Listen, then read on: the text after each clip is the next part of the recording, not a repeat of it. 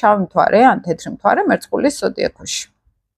მერწყული ჩვენთან ეს არის იდეები, ეს არის გონება, მეგობრებო. მომავლის ენერგია, გონიერება, ინტელექტუალური. ხა მერკურის უმაღლესი ოქტავა არის ურანი. ურანი მართავს მერწყულს.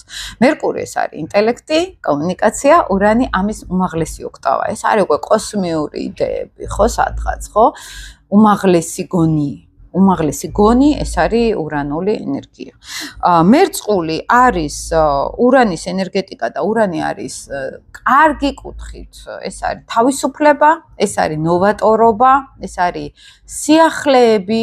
აი მაგალითად მარტივად რო გითხრათ, აი ურანი თუ კარგად მაქვს რუკაში, ან მერწყულის ენერგია თუ კარგად მაქვს რუკაში, ხო?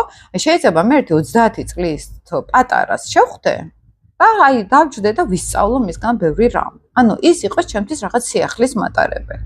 და არა ბავშვია და ეხლა მე რა უნდა ამიხსნას, ხო?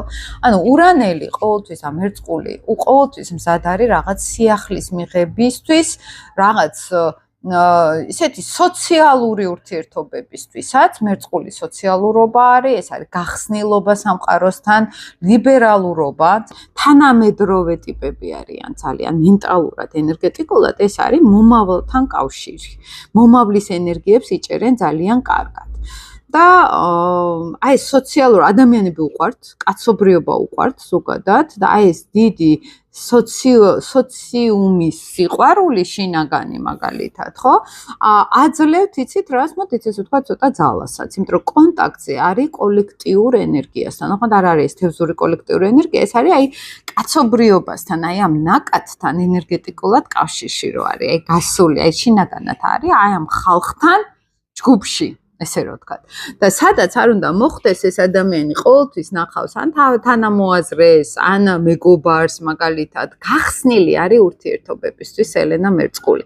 გახსნილი არის კონტაქტებისთვის, იმიტომ რომ ენერგეტიკულ დონეზე არის ეს გახსნილობა, თავისუფლება შინაგანი ენერგეტიკის დონეზე არის, ეს ლიბერალურობა, ეს საკაცობრიო სიყვარული მაგალითად. აი ამ ნოვატორობაში მოდის ახალი იდეები, მოდის ახალი აი მოლოდნელად რაღაც ძალიან კარგი იდეა შეიძლება მოვიდეს. მეცნიერების სფეროში შეიძლება წავიდეს ელენა მერწყული.